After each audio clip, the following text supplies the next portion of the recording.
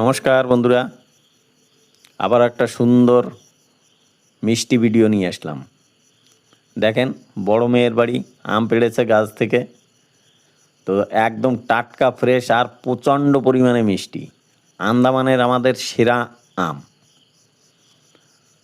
দেখেন, খুব কম বাড়ি এরকম মিষ্টি আম পাওয়া যায়। সব বলদাম, টক আম, এইসব আম পাওয়া যায়। তা দেখেন, হেভি সুন্দর।